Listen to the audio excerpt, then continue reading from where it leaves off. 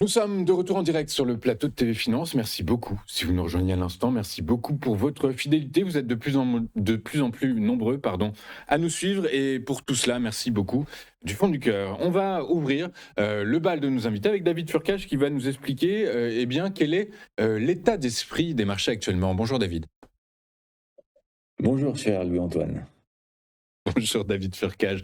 Vous êtes CEO de IWF Capital avec nous le vendredi, dirons-nous, pour nous expliquer comment fonctionnent les marchés actuellement, sur quels actifs il faut pouvoir s'attarder pour éventuellement avoir un œil intéressé et intéressant. Aujourd'hui, en introduction, vous allez nous parler du pétrole.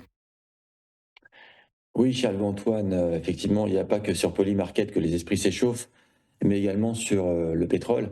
Nous en avions parlé la semaine dernière, pétrole qui caracole autour de 200 dollars et qui, à terme, pourrait poser des problèmes inflationnistes, notamment aux États-Unis, outre-Atlantique, alors que justement l'inflation reste ancrée autour de 3%, bien au-delà de la cible de la Fed qui est à 2%. Donc en fait, il y a une contradiction. En fait, ce que je souhaite dire aujourd'hui, c'est qu'il y a une contradiction entre ce que l'on observe sur le pétrole et d'autre part ce que l'on voit sur certaines classes d'actifs. Et preuve en est, la volatilité implicite baisse.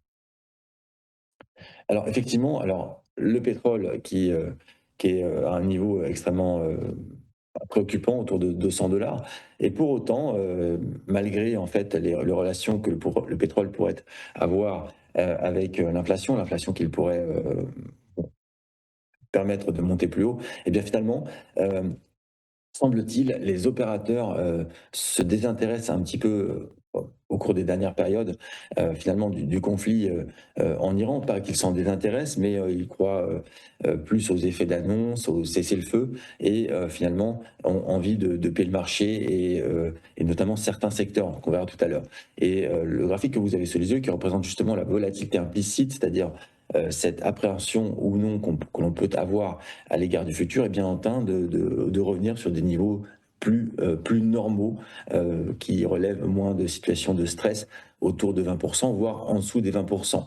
Sur ce graphique, il y a plusieurs éléments. Il y a d'abord, comme j'aime à le montrer, la période pré-Trump, en fait, hein, durant laquelle la volatilité sur un régime assez stable, bien en dessous de 20%. Et si on regarde la moyenne à partir du moment où Trump prend les commandes du bureau ovale, eh bien, on se situe sur un niveau de volatilité implicite qui est sensiblement plus élevé, donc un régime de volatilité plus élevé, avec des écarts à la moyenne qui sont extrêmement importants. Et puis finalement, évidemment, la partie qui provoque évidemment un sursaut de volatilité, donc d'incertitude, ou du moins d'une perception à l'égard du futur qui est moins stable.